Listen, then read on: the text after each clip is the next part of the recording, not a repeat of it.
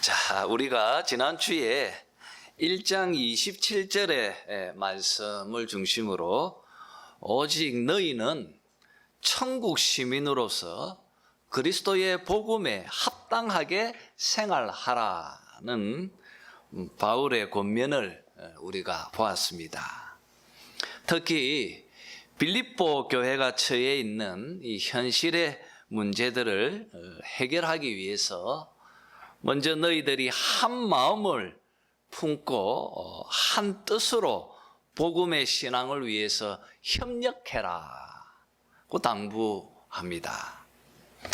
이렇게 한 마음으로 너희가 똘똘 뭉쳐서 너희 교회의 대적자들, 그들 앞에 두려워하지 말고 당당하게 맞서서 이 영적 싸움을 해라는 바울의 당부를 우리가 지난주에 보았습니다.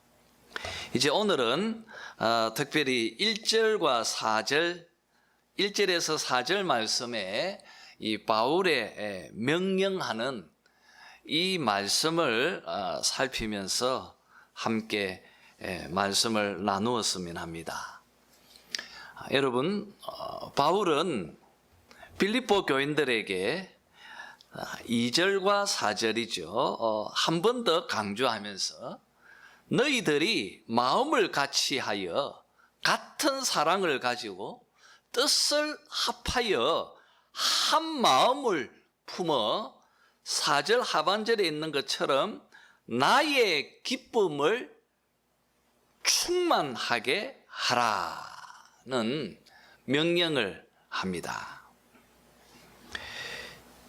여러분, 우리는 빌립보서를 읽으면서 한 마음을 품어라, 같은 마음을 품어라는 이 말씀을 바울이 계속 강조하고 있는 것을 확인케 됩니다. 1장 27절에 나오죠. 너희가 한 마음으로 서서 한 뜻으로 복음의 신앙을 위하여 협력해라. 그리고 2장 2절입니다. 마음을 같이 하여 같은 사랑을 가지고 뜻을 합하며 한 마음을 품어라. 강조하죠. 또 3장 15절 16절입니다. 그러므로 누구든지 우리 온전히 이룬 자들은 이렇게 생각할지니 만일 어떤 일에 너희가 달리 생각하면 하나님이 이것도 너희에게 나타내시리라. 오직 우리가 어디까지 이르렀든지 그대로 행할 것이라.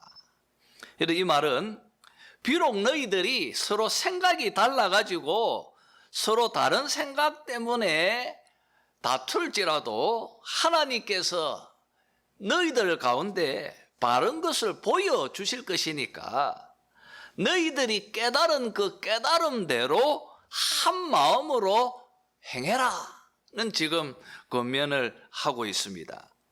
또 4장 2절이죠. 내가 요디아를 권하고 순두개를 권하노니 주 안에서 같은 마음을 품어라.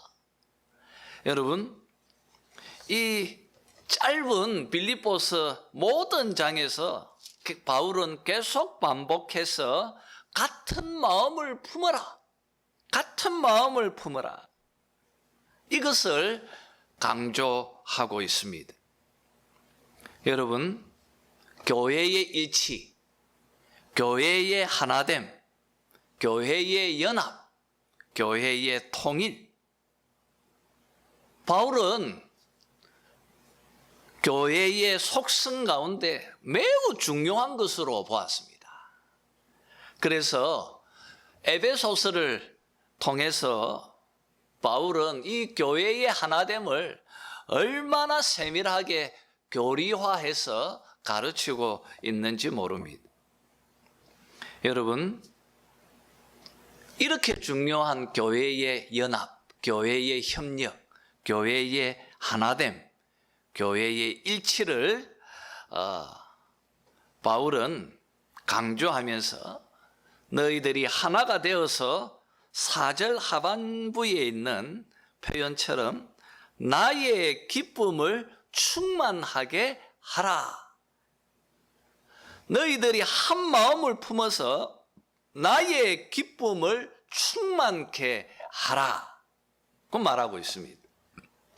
여러분, 이 2장 1절에서 4절 이 말씀은 한 문장입니다.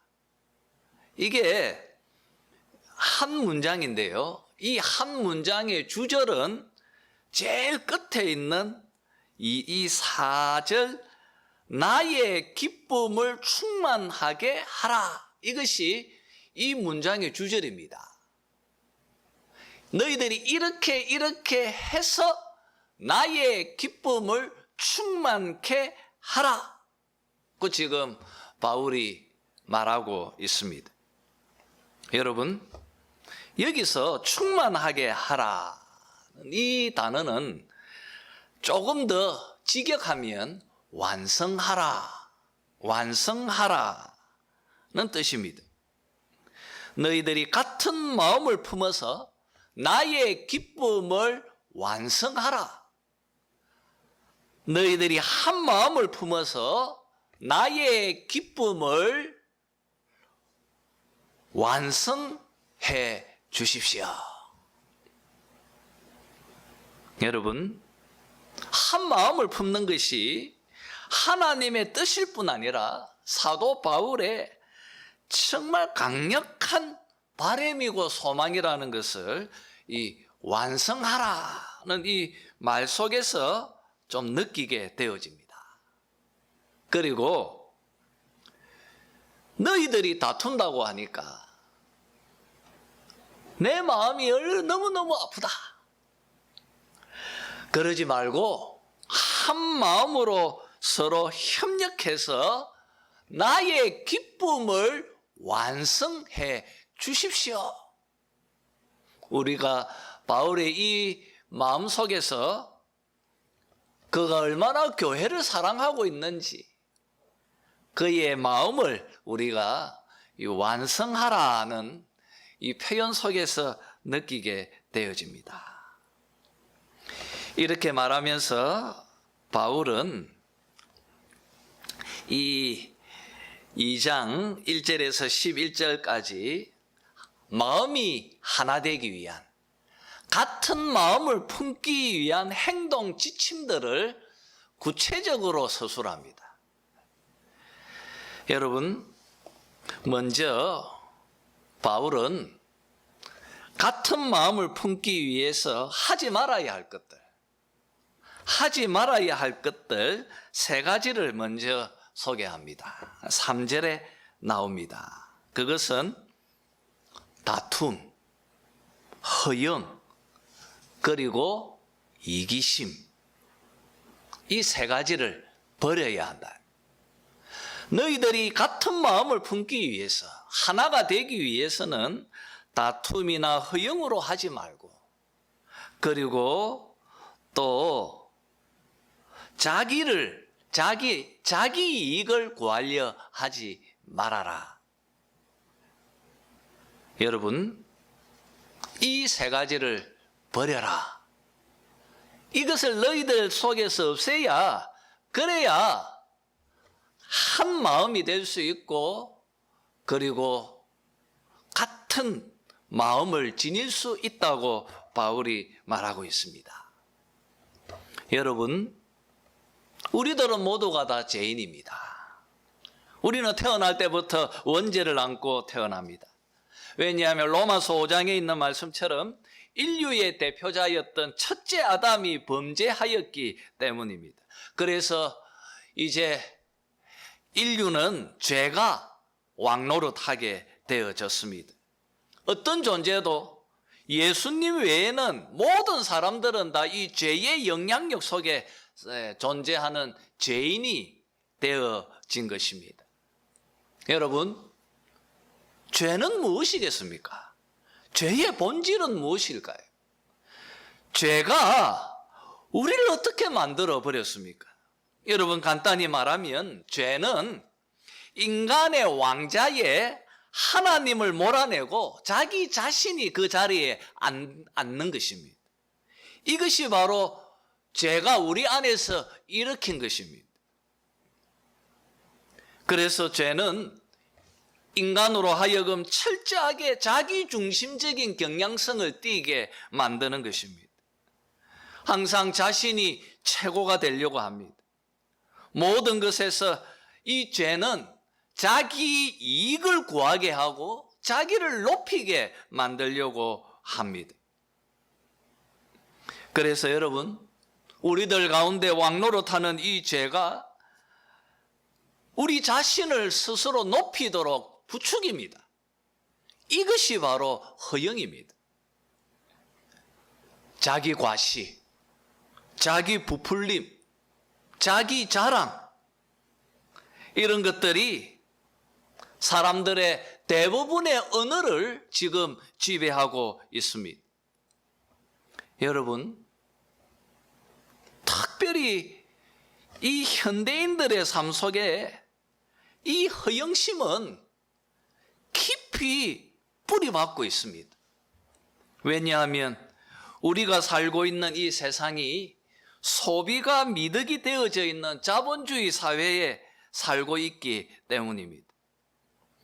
현대인들의 소비를 움직이기 위해서 마케팅, 광고, 경영 기법, 모든 분야에서 인간의 본성인 이 허영심을 자극시킵니다. 여러분, 교회도 예외는 아닙니다. 어쩌면 한국 사회 속에서 이 허영을 가장 많이 부추기는 곳이 저는 교회가 아닐까, 그런 생각이 들 때 많습니다. 교회는 성도들을 경쟁시킵니다.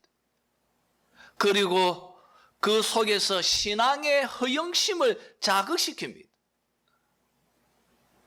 그래서 더 많이 헌금하게 하고 더 많이 전도하게 하고, 교회는 이런 일들에 혈안이 되어져 있습니다. 저는 어떻게 신앙을 허영화할 수 있을까? 정말 놀랍다는 생각을 느낄 때 정말 많이 있습니다. 그런데 오늘 바울 선생님께서 말하고 있습니다. 이런 허영을 버려라. 교회의 일치, 교회가 한 마음을 품기 위해서 제일 먼저 너희들 마음속에 있는 이 허영의 마음을 버려라. 내려놓아야 한다. 바울이 말하고 있습니다. 그리고 두 번째로, 다투지 마라. 다투지 마라. 싸우지 말라. 성도들이 싸워야 할 대상은 죄와 사단이다. 영적인 싸움을 해야지 너희들끼리 싸워서는 안 된다. 그런데 여러분, 자기중심적이고 자기를 높이려고 하는 이 경향성을 지닌 죄인들이 살고 있는 이 인간들의 삶 속에 다툼과 싸움이 사라지지 않는 것을 우리가 보게 되어집니다. 그러나 여러분, 무엇보다도 그리스도의 사랑을 전하는 이 교회는 다툼과 싸움이 없어야 할 것입니다. 마지막으로, 너희들 남의 이익을 존중해주고 자기 이익, 자기 유익을 구하지 말아라. 바울이 말합니다. 나보다 남을 낮게 여겨라. 그 속에서 나의 이익을 추구하려 하지 말아라. 우리 속에 있는 이기심을 버려라. 자기 유익을 구하지 말아라. 그래야 한 마음을 지닐 수 있고 교회가 같은 마음으로 하나 될 수 있다. 바울이 말하고 있습니다. 여러분, 우리가 살고 있는 이 자본주의 사회의 미덕은 이익입니다. 이익. 이윤을 남기는 것. 이것이 지금 우리가 살고 있는 이 사회의 절대 가치이고 최고의 선임입니다.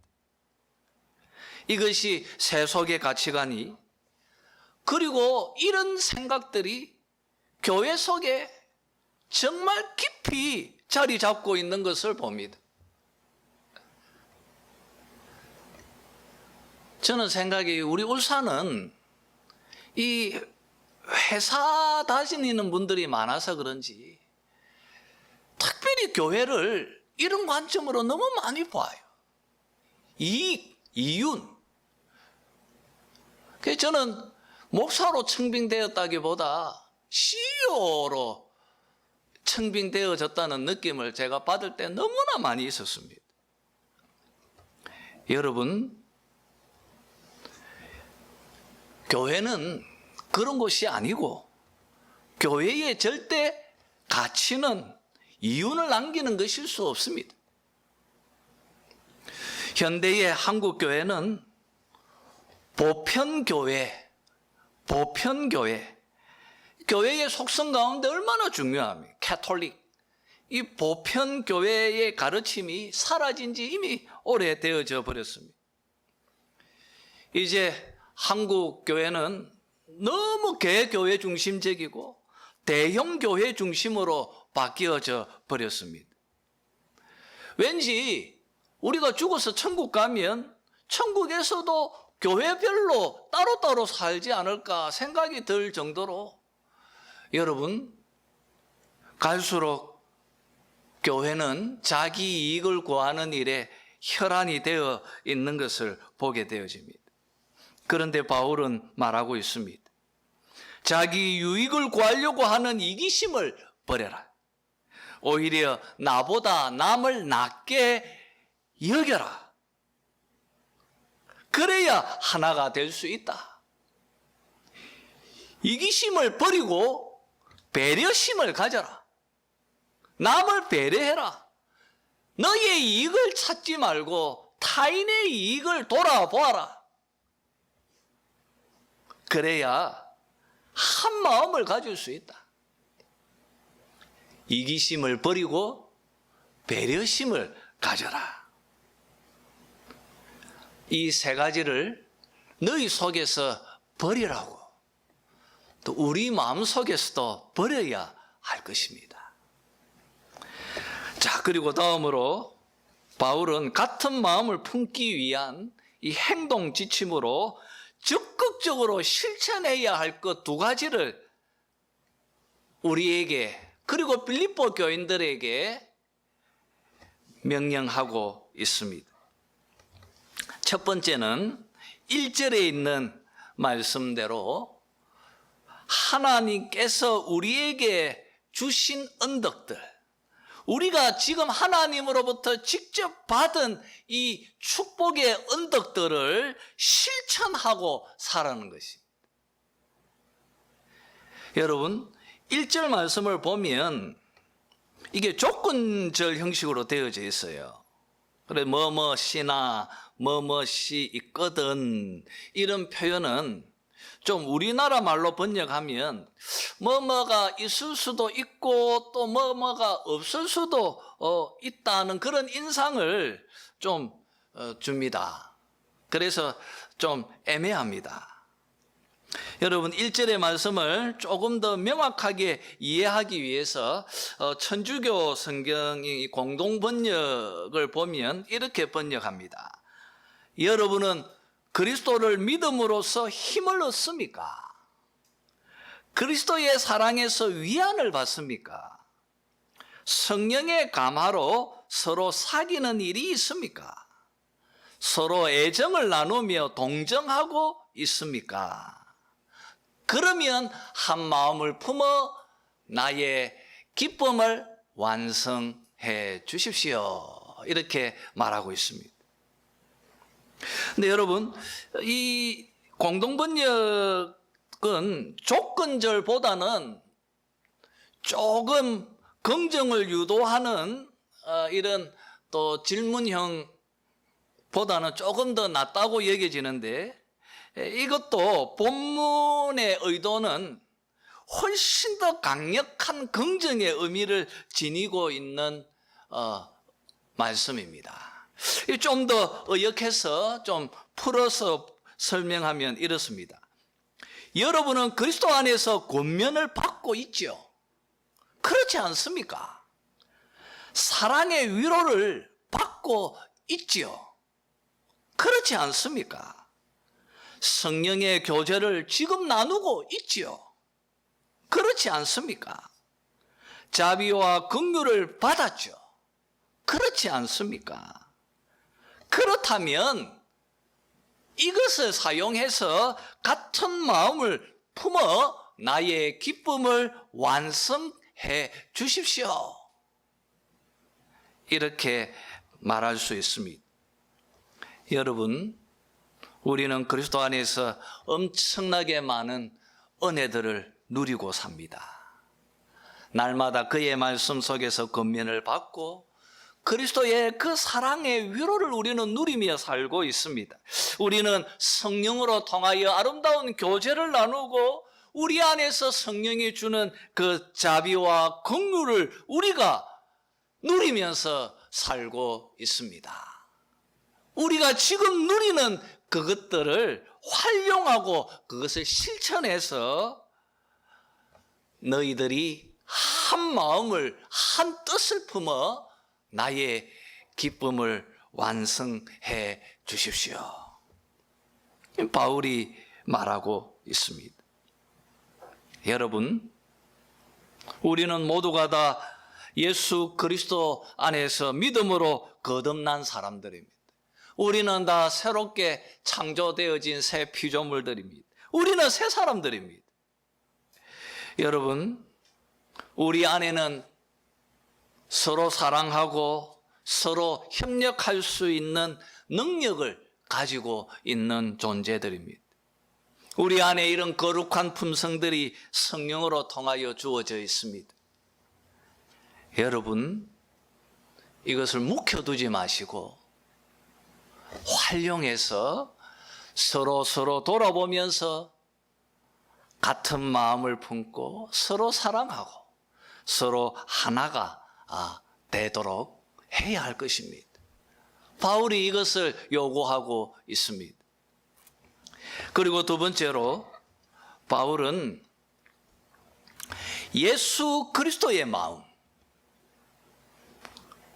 그의 태도,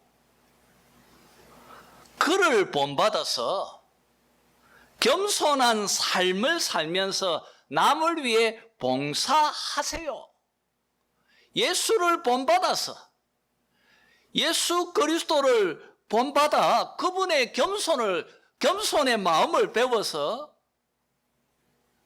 타인을 위해 섬기고 봉사하며 사십시오. 그렇게 하면 너희들이 한 마음을 품고 하나가 될 수 있다고 바울이 교훈하고 있습니다. 특히 바울은 그리스도의 겸손의 이 섬김을 6절에서 11절까지 예수님의 일생 전체를 아주 간략하게 잘 소개하면서 빌립보 교인들에게 본을, 모범을 제시하고 있습니다. 여러분, 5절에 우리 5절 같이 한번 읽어봅시다. 다 같이 읽죠. 시작. 너희 안에 이 마음을 품으라. 곧 그리스도 예수의 마음이니. 너희 안에 이 마음을 품으라. 곧 그리스도의 마음이니. 오직 겸손한 마음으로, 바로 이 겸손의 마음, 이것을 설명하기 위해서 바울은 예수 그리스도의 마음, 그리스도의 삶을 우리에게 모범으로, 본으로 제시하고 있습니다. 여러분, 여기서 우리가 한 가지 좀 짚고 넘어가야 할 것이 있습니다. 그것은 6절에서 11절 말씀에 바울이 소개하고 있는 예수님의 이 행적들은 우리 죄인된 인간들이 본받을 수 있는 것이 아닙니다.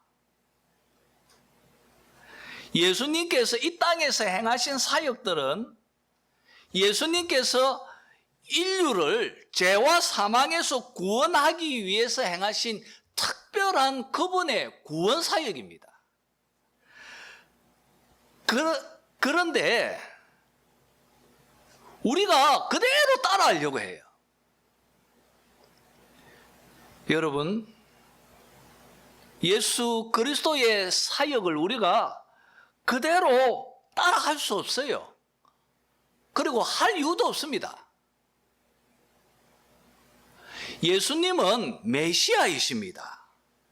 그분은 메시아로서 메시아이기 때문에 그분이 해야 할 사역이 있었고, 그 사역은 그분에게 있어서 주어진 특별한 임무였고 특별한 사역입니다. 그런데 이런 신학적인 해석을 거치지 않고 무작정 예수님처럼 따라해야 한다고 막 그렇게 가르치고 말하는 사람들이 많습니다. 그래서 그분처럼 이적도 막 행하려 하고 표적도 막 행하려 하고 막 기적도, 예수님도 안수했으니까 우리도 안수하고 막 그냥 그렇게 대입해서 적용해서 막, 여러분, 이것은 옳지가 않습니다. 그분의 사역은 그분만에게 주어진 메시아로서의 그분의 특별한 사역이셨어요. 그 사역을 우리가 본받고 그 사역을 그대로 따라 하자는 말이 아닙니다. 오늘 말씀은 그 말이 아니에요. 여러분, 5절 말씀을 보시면 너희 안에 이 마음을 품으라 되어져 있는데, 이 5절을 직역하면 이렇습니다. 너희 안에 있는 그것, 너희 안에 있는 그것, 곧 그리스도 안에도 있던 그것을 품어라는 것이에요. 여러분, 우리 안에 있는 그것, 그리고 그리스도 안에도 있던 그것, 여기서는 이제 마음이라고 이제 번역하고 있죠. 마음. 어떤 마음입니까? 무엇이죠? 바로 3절에 있는 겸손한 마음이죠. 겸손한 마음. 여러분, 바로 그리스도 안에도 있고 우리 안에도 있는 것, 성령입니다. 성령께서 우리 안에서 주신 많은 열매들, 그 성령의 우리에게 주신 열매 가운데 가장 크고 부요한 것이 사랑일 것입니다. 바로 그 사랑의 그 많은 그 열매들 가운데 바울은 특별히 겸손의 포커스를 지금 맞추고 있는 것입니다. 낮아지고자 하는 마음. 그분의 삶이 그랬다는 거예요. 그분이 하나님이셨고, 그분은 이 우주를 만드신 창조주이셨는데, 하나님과 본체이신데, 그런 그분이 자기를 비우셨어요. 여러분, 자기를 비운다는 말이 무엇입니까? 자기의 권리, 자기의 특권, 자기의 기득권을 포기했다는 거예요. 여러분, 주님께서 자기의 기득권, 자기의 특권, 이런 것들을 다 포기해 버리고 그분은 계속 낮은 곳으로 찾아가셨다. 어디까지 자기를 낮추셨습니까? 십자가에서 죽기까지 자기를 낮추셨다. 여러분, 얼마나 놀라운 비움이고, 얼마나 놀라운 겸손이고, 얼마나 놀라운 자기 비하입니까? 바로 그 마음, 그가 행하였던 행적을 하라는 것이 아니라 그분께서 품으셨던 그 마음, 그분께서 품으셨던 그 낮아지고자 했던 그 마음을 너희들이 본받으라는 거죠. 그 마음은 그리스도에게도 있을 뿐 아니라 누구에게 지금 있다는 거예요? 우리들 속에도 있다는 거예요. 너희들 안에도 있다는 거예요. 여러분, 어떤 사람들은 이렇게 말할 것입니다.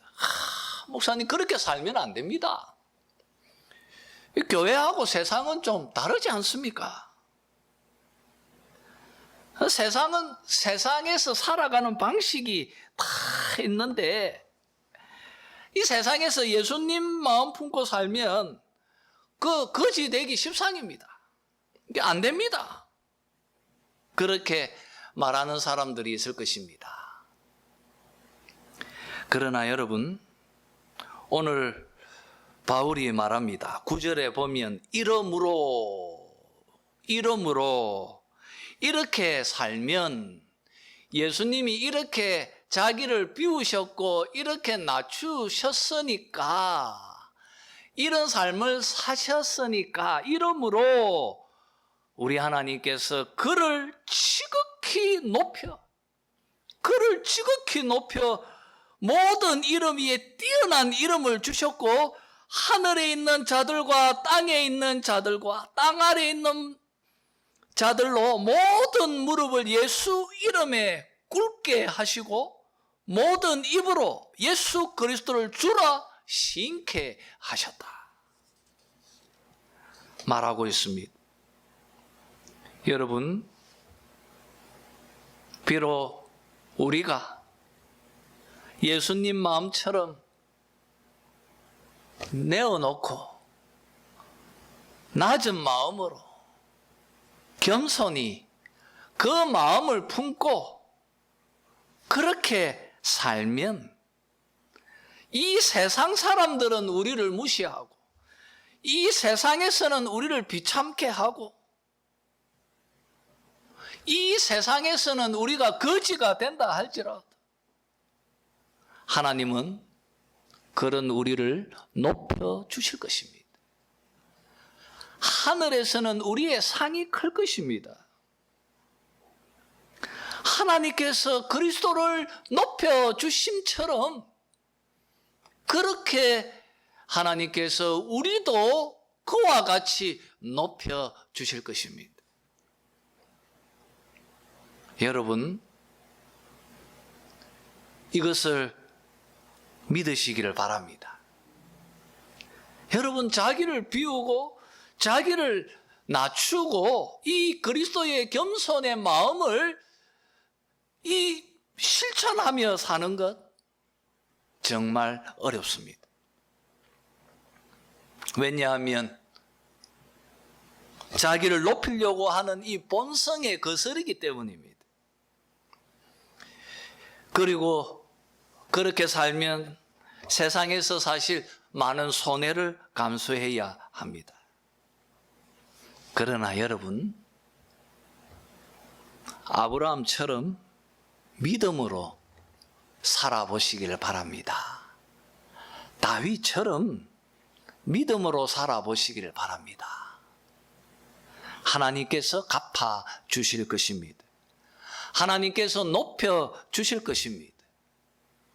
우리는 세상에서 가난한 자처럼 보여도, 세상에서 그래 보여도 하나님은 우리를 가장 부유케 하실 것입니다. 여러분의 삶에 이런 은혜가 넘쳐서 여러분 마음이 먼저 하나가 되고, 여러분의 가정이 하나가 되고, 여러분의 또 우리 교회도 하나가 되고, 또 우리 한국 교회도 하나가 되어져서 하나님께 영광 돌리는 그런 은혜가 넘치기를 주님의 이름으로 축원합니다.